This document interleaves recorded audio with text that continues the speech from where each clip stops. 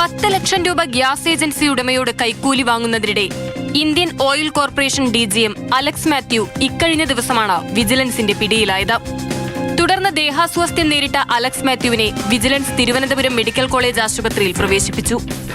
മുമ്പും ഒരു മനോജ് പറയുന്നത് 10 വർഷമായിട്ട് മനോജിനെ ഭീഷണിപ്പെടുത്തി പല രീതിയിൽ പൈസ മേടിച്ചുകൊണ്ടിരിക്കുകയാണ് എന്ന് മനോജ് പറയുന്നുണ്ട്. ഇന്നെന്തായാലും നമ്മൾ കൃത്യമായിട്ട് മനോജ് പരാതി നൽകിയതുകൊണ്ട് നമുക്ക് നല്ലതുപോലെ അത് ട്രാപ്പ് ചെയ്ത് പിടിക്കാൻ പറ്റി. കൃത്യമായിട്ടുള്ള എവിഡൻസും കാര്യങ്ങളെല്ലാം ഉണ്ട്. എറണാകുളത്തെ തന്റെ ഓഫീസിലേക്ക് വിളിച്ചു വരുത്തി 10 ലക്ഷം രൂപയാണ് തിരുവനന്തപുരത്ത് ഗ്യാസ് ഏജൻസി നടത്തിവരുന്ന മനോജ് വൃന്ദാവനത്തോട് പ്രതി ആവശ്യപ്പെട്ടത്. ഇത് കൊടുക്കാൻ വിസമ്മതിച്ചതോടെ പ്രതികാര നടപടികൾ തുടങ്ങി. കസ്റ്റമർ ട്രാൻസ്ഫർ കിട്ടിയ ഏജൻസി വിളിച്ചിരുന്നു. പുള്ളി അവരിൽ നിന്നും പൈസ വാങ്ങിയിരുന്നു ട്രാൻസ്ഫർ കിട്ടുന്നതിന് വേണ്ടിയിട്ട്. ഒരുപാട് ഏജൻസികളിൽ നിന്ന് പുള്ളി പൈസ വാങ്ങിക്കും. പൈസ വാങ്ങാനുള്ളൊരു സാഹചര്യം പുള്ളി ഉണ്ടാക്കി വയ്ക്കും.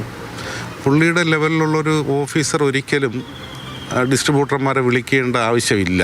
ഞങ്ങൾ സെയിൽസ് ഓഫീസറുമായിട്ട് മാത്രമാണ് ഞങ്ങൾക്ക് ബന്ധം. 50,000 ഉപഭോക്താക്കളുള്ള മനോജിന്റെ ഏജൻസിയിൽ നിന്ന് 25,000 പേരെ മറ്റ് ഏജൻസികൾക്ക് വിഭജിച്ച് നൽകി. ഇനിയും ഉപഭോക്താക്കളെ മറ്റ് ഏജൻസികൾക്ക് നൽകുമെന്ന് ഭീഷണി തുടരുകയായിരുന്നു. ശനിയാഴ്ച തിരുവനന്തപുരത്തെത്തുമ്പോൾ പണം തരണമെന്ന് അലക്സ് മനോജിനോട് പറഞ്ഞു. തുടർന്ന് മനോജിന്റെ വീട്ടിൽ വെച്ച് പണം വാങ്ങിയപ്പോഴാണ് വിജിലൻസ് ഉദ്യോഗസ്ഥർ പരിശോധനയ്ക്കെത്തുകയും അലക്സിനെ തെളിവോടെ പിടികൂടുകയും ചെയ്തത്. പ്രതിയുടെ കാറിൽ നിന്ന് 1 ലക്ഷം രൂപയും വിജിലൻസ് കണ്ടെടുത്തു. ഒരുപാട് ആലോചിച്ച് സഹികെട്ടാണ്, നിവൃത്തികേട് കൊണ്ട് ചെയ്തു പോയതാണ്. കാരണം ഇപ്പോൾ പൈസ കൊടുത്താൽ ഇത് അവസാനിക്കുന്നില്ല. പുള്ളിക്ക് ഇനി 1.5 വർഷക്കാലമുണ്ട്. അപ്പോൾ വീണ്ടും ഓരോന്ന് പറഞ്ഞിങ്ങനെ. അലക്സ് മാത്യുവിന്റെ എറണാകുളത്തെ വീട്ടിൽ കഴിഞ്ഞ ദിവസം രാത്രി വൈകിയും വിജിലൻസ് പരിശോധന നടത്തി. പരിശോധനയിൽ 29 ലക്ഷം രൂപയുടെ നിക്ഷേപ രേഖകളും ലിറ്റർ കണക്കിന് വിദേശ നിർമ്മിത മദ്യശേഖരവും കണ്ടെത്തി.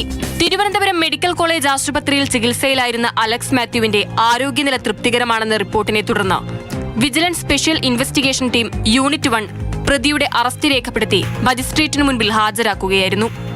ഈ മാസം 29-ാം തീയതി വരേക്കാണ് പ്രതിയെ റിമാൻഡ് ചെയ്തിരിക്കുന്നത്.